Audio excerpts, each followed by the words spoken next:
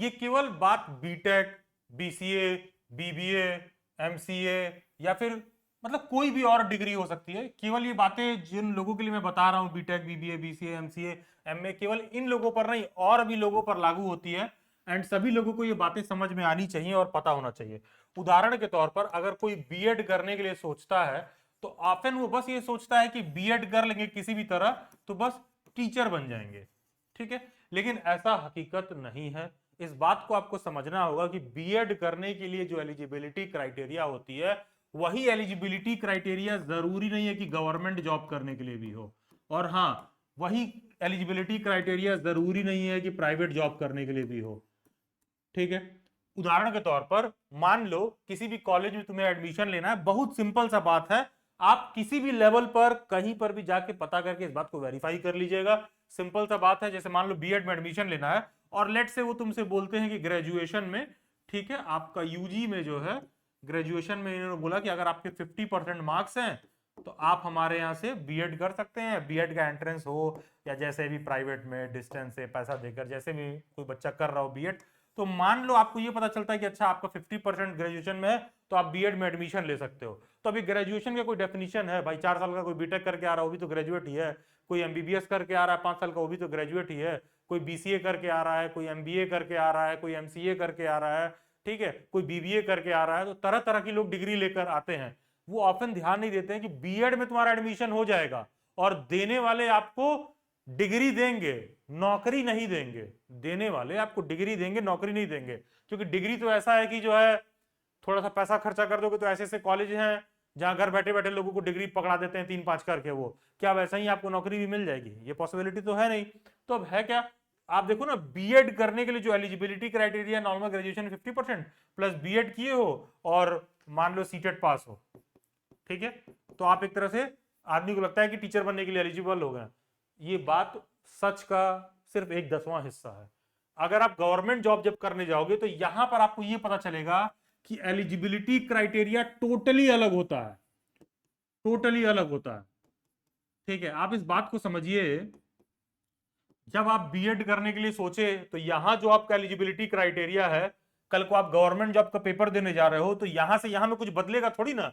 आपका degree 50% marks BEd CTET अगर आप करते हो तो इसमें कुछ बदल थोड़ी ना जाएगा, ये तो सेम रहने वाला। यहां भी, यहां क्या समस्या आती है, होता क्या है, जैसे मान लो कोई बच्चा बीएड किया हुआ है तो बीएड वाले क्या होता है, टीजीटी के टीचर बनते हैं, ठीक है। टीजीटी का टीचर बनने का मतलब मेजरली क्लास 6 से 8 तक के टीचर बनते हैं।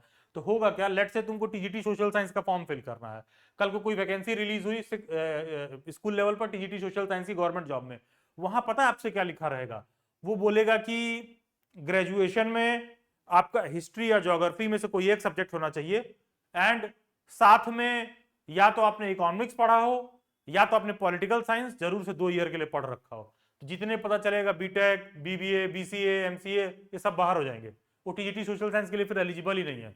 फिर उसी तरह बोल देगा कि टीजीटी साइंस, जैसे मान लो टीजीटी एसएसटी का मैंने बताया, ठीक है, उसी तरह फिर बोल देगा टीजीटी साइंस के लिए।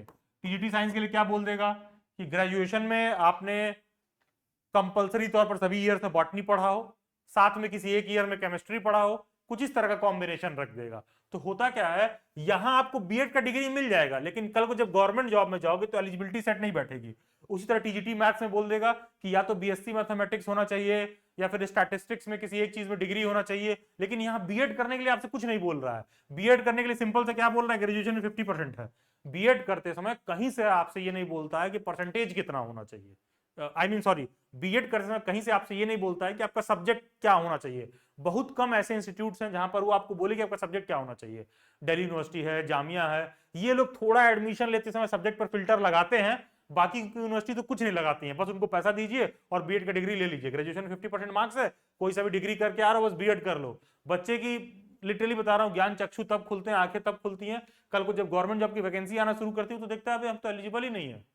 आप TGT SST, TGT science, TGT mathematics, TGT language, आप किसी भी लेवल पर जाके चेक कर लीजिएगा, अच्छे खासे कैंडिडेट्स ऐसे होते हैं जो बीएड करके आते हैं और जब यहाँ गवर्नमेंट जॉब की एलिजिबिलिटी पर आते हैं तो एलिजिबल ही नहीं होते हैं। तो ध्यान दीजिएगा, बीएड करने के लिए जो एलिजिबिलिटी क्राइटेरिया है, आई जस्ट कम ओवर है, हाँ ठीक है, बीएड करने के लिए जो एलिजिबिलिटी क्राइटेरिया है, ध्यान दीजिएगा, डिग्री लेने के लिए जो आप एलिजिबिलिटी क्राइटेरिया है, जिस डिग्री के बेसिस पर आप टीचर बनना चाहते हैं वो एलिजिबिलिटी क्राइटेरिया जरूरी नहीं है कि गवर्नमेंट जॉब में हो। गवर्नमेंट जॉब में आपसे आपका ग्रेजुएशन के सब्जेक्ट का कॉम्बिनेशन पूछेगा, प्लस साथ में बीएड होना चाहिए, ठीक है। और यहां क्या था, बस बोल रहा है ग्रेजुएशन 50% है, यहां क्या है, ग्रेजुएशन को ये लोग चीज देंगे, बताओ ग्रेजुएशन में और क्या पढ़ रखा है, सब्जेक्ट कॉम्बिनेशन बताओ।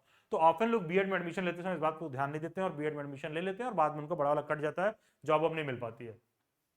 ये बात जो मैंने बोला टीजीटी लेवल पर भी लागू होती है, अब ये बात पीजीटी लेवल पर भी लागू होती है। रिसेंटली गवर्नमेंट का जो नया नोटिफिकेशन आया है एनवीएस का, केवीएस का, वहां पर यह भी बोला गया है कि जैसे होता क्या है, अगर आपको आइडिया ना हो तो ऐसे ही मैं बता रहा हूँ, पोस्ट ग्रेजुएट टीचर बनने के लिए क्या होता है ना, आपने अंडर ग्रेजुएशन किया है प्लस पोस्ट ग्रेजुएशन किया है प्लस आपने बीएड किया है, इसमें सीटेट पास होने की जरूरत नहीं होती है। अगर कोई पीजीटी का टीचर बनता है, पीजीटी का टीचर का मतलब होता है क्लास 11th-12th का टीचर, ठीक है, पीजीटी का टीचर का मतलब होता है क्लास 11th-12th का टीचर। यहां पर सीटेट पास होना कंपलसरी नहीं है, ठीक है, यहां पर सीटेट पास होना कंपलसरी नहीं होता, इतना किसी के पास है तो 11th-12th का टीचर बन सकता है। और बेसिकली पीजीटी का टीचर बनने का एलिजिबिलिटी क्राइटेरिया क्या होता है, सिर्फ और सिर्फ आपका पीजी का डिग्री देखा जाता है कि आपने पीजी में जिस भी पर्टिकुलर सब्जेक्ट में आपने पीजी कर रखा है, लेट से आपने इको में कर रखा है तो आप पीजीटी इकोनॉमिक्स से एलिजिबल हो, हिस्ट्री में कर रखा है पीजीटी हिस्ट्री के लिए एलिजिबल हो, साइंस के सब्जेक्ट में कर रखा है पीजीटी उस पर्टिकुलर सब्जेक्ट साइंस बायो जो भी है आप उसके लिए एलिजिबल हो।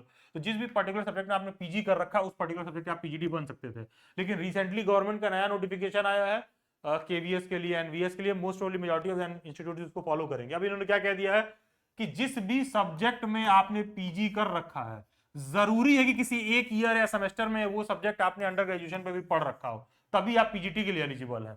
तो होता क्या है कि ऑफन लोग बीएड कर लेते हैं और गवर्नमेंट जॉब का एलिजिबिलिटी क्राइटेरिया नहीं देखते हैं और बीएड की डिग्री लेने के बाद उनको इस बात का एहसास होता है। तो जो बात मैं आपसे कह रहा हूं आप लिटरली जाकर चेक करिएगा, तमाम इंस्टीट्यूट है जो आपको बीएड का डिग्री दे रहे हैं, मात्र बोल देंगे ग्रेजुएशन में 45% 50% आके हमारे एडमिशन ले लो, बीएड का डिग्री भी दे देंगे, बस फ्यूचर में गवर्नमेंट जॉब में आप नॉट एलिजिबल हो जाओगे। एंड आजकल तो पीजीटी लेवल पर भी ये दिक्कत आ रहा है अगर आप पोस्ट ग्रेजुएट हो तब भी। फिर आते हैं थोड़ा सा प्राइवेट जॉब में। प्राइवेट जॉब में केस अलग हो जाता है, प्राइवेट जॉब में जो एम्प्लॉयर है वो अपने लेवल पर भी फैसला लेते हैं, डिपेंड करता है किस तरह का प्राइवेट जॉब है।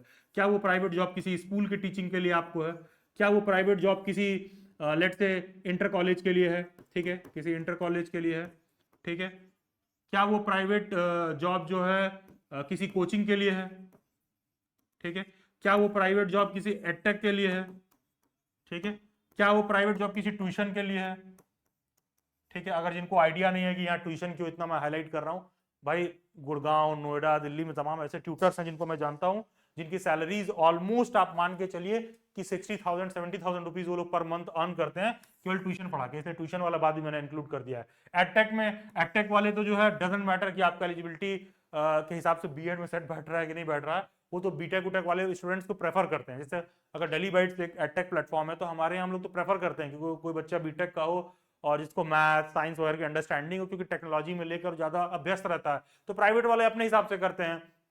फिर उसी तरह मान लो कोचिंग वाले हैं तो डिपेंड करता है कि कोचिंग वाले ये देख रहे हैं कि आपका टीचिंग स्किल अच्छा है तो लेट से अगर डिग्री कम भी है तो कोई दिक्कत नहीं, वो आपको अच्छा पे कर रहे हैं।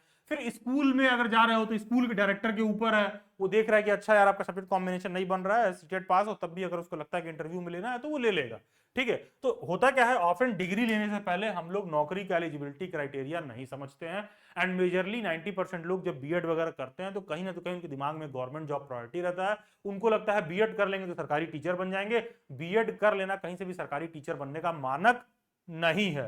एंड स्ट्रांग रिकमेंडेड है आपको कि बीएड करने का एलिजिबिलिटी क्राइटेरिया और गवर्नमेंट जॉब करने का एलिजिबिलिटी क्राइटेरिया दोनों देख लीजिए, उसके बाद ही आप बीएड में एडमिशन लीजिए। बाकी आप सबको एक स्ट्रांग सजेशन ये है कि इस वीडियो के कमेंट बॉक्स में नीचे एक व्हाट्सएप ग्रुप का लिंक दे रखा है।